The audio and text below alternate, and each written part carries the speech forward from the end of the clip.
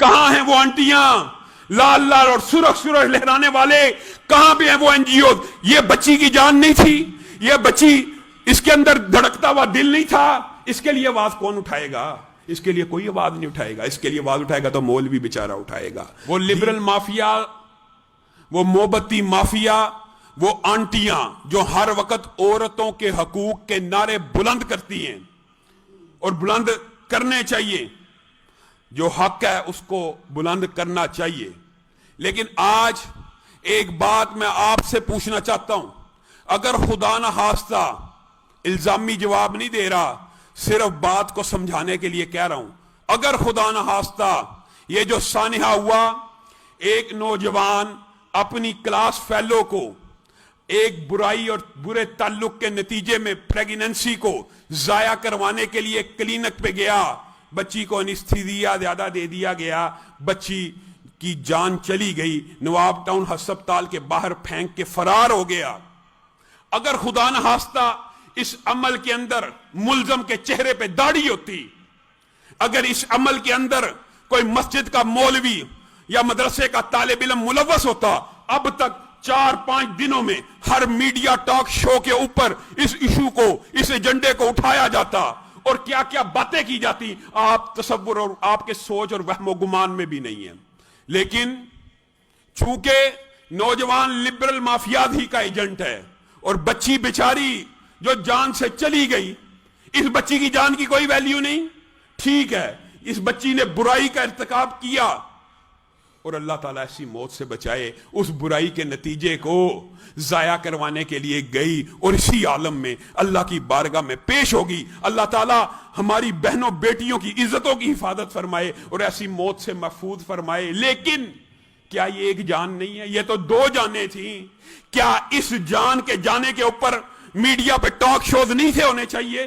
کیا اس ایشو کو نہیں تھا اٹھایا جانا چاہیے کہ کس نے ہمارے سکولوں میں، ہمارے اداروں میں، ہماری یونیورسٹیوں میں اس طرح کی تربیت کا نظام اور بیج بویا؟ یہ بدبخت جو تعلیم کے ادارے اپنے آپ کو تربیت کا ادارہ کہتے ہیں، ان بے غیرتوں نے اپنے سکولوں میں ایسے ایسے فیسٹیول کیے کہ بچی کی بیماری کے ایام کے جو گندے کپڑے ہیں، انہوں نے کہا یہ کوئی شرم کی بات نہیں ہے، یہ کوئی بیماری کی بات نہیں ہے، اس کو دیواروں کے اوپر چپکایا جائے. لوگوں کے سامنے خون سے آلودہ بچیوں کے گندے کپڑے انہوں نے دیواروں پہ اور بلیک بورڈز کے اوپر آویزہ کروائے، جس کا نتیجہ نکل آیا اس اسامہ بدبخت نے اس بچی کے ساتھ تعلق بھی قائم کیا، اور جب یہ پریگننٹ ہوگی بجائے نکاح کرنے کے اس کو اس بات کے اوپر انگیخت کرتا رہا کہ اس کو ضائع کروا، اور ضائع کروانے کے لیے بچی پیسے مانگتی رہی تو کہنے لگا اپنے ماں باپ سے جھوٹ بول، ان کو کہا میں نے فیس جمع کرانی ہے، جا پیسے بھی تو ہی لے کے آ، کلینک کا انتظام میں کروں گا.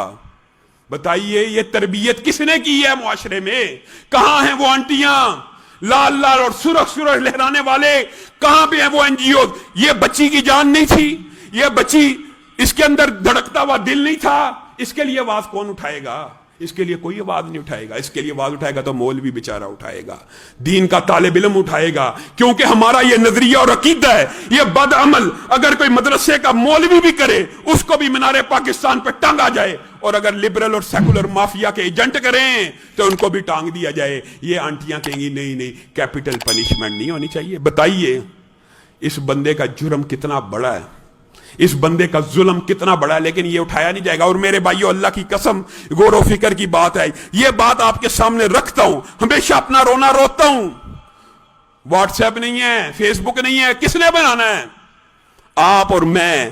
اگر بھائیوں کی طرح وہ اخوت اور سنت نبوی کے اس معاشرے کی طرح کھڑے ہوں تو اللہ کی قسم ہمیں کسی کی طرف دیکھنے کی ضرورت نہیں ہے. بتائیے آج پاکستان میں ایک تعلیمی ادارہ اور ایک یونیورسٹی ایسی ہے جہاں پہ میں اور آپ اپنی بچیوں کو بے دڑک بھیج سکیں؟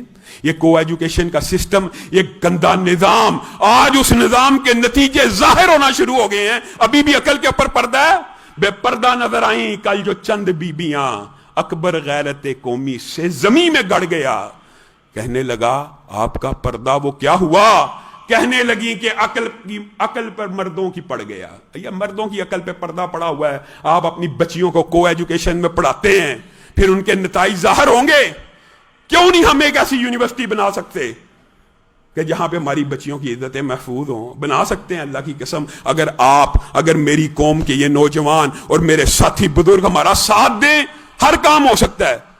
بات آئی ہے ضمنی طور پہ تو کہہ دیتا ہوں، میرے بھائیوں، اگرچہ اللہ کا فضل و کرم ہے اور کسی کے اوپر اعتراض اور تان نہیں ہے، دین کے ہم طالب علم ہیں، لیکن دین کو پیشہ نہیں بنایا۔